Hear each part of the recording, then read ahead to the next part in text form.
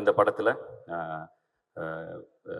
ஒரு இன்னொரு முக்கியமான ரோல் அப்படின்னு சொல்லலாம். ஸோ தலைவாசல் விஜய் சார் வந்து சென்ட்ரல் ராமகிருஷ்ணன் அப்படிங்கிற ஒரு கதாபாத்திரம் நடிச்சிருக்காரு. அவர் கதாபாத்திரத்தை பற்றி ஓரிரு வரிகள் சொல்ல மேடை கலைக்கிறேன். எல்லோருக்கும் வணக்கம்.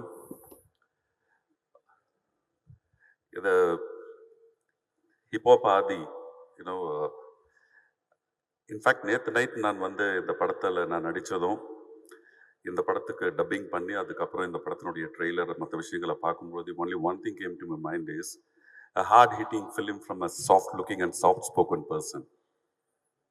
இவர் வந்து இந்த மாதிரி ஒரு படம் பண்ணுவாருன்னு சத்தியமாக தெரியாது. ஐ ஒர்க் லைக் ஒரு பவர் பிளேயர் வந்து ஆடுற ஒரு பிளேயர் மாதிரி ஒரு 3 days வந்து பண்ணிட்டு போனோம் இந்த படத்தில்.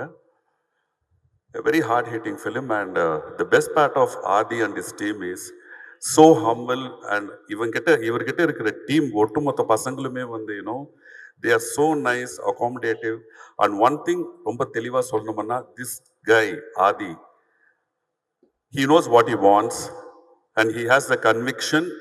சரி, இது கிடைச்சது, இதுக்கு மேலே நம்ம இன்னொரு இந்த மாதிரி ஒன்று எடுக்கலாம், அந்த மாதிரி ஒன்று எடுக்கலான்ற ஒரு கன்ஃபியூஷனே இல்லை.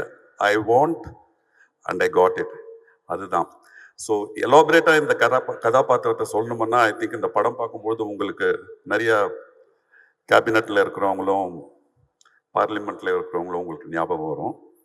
So a very interesting character.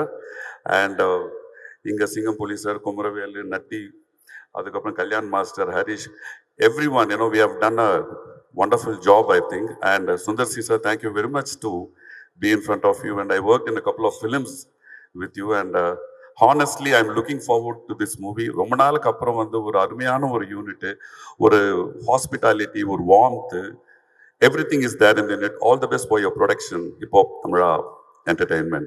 God bless you, Adi.